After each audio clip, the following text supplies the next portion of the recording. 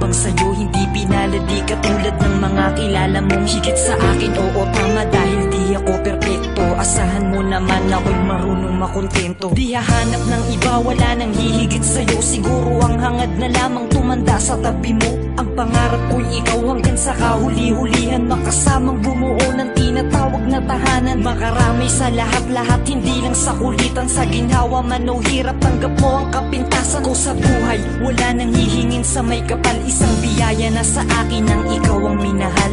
Ikaw ang minahal, ikaw ang minahal.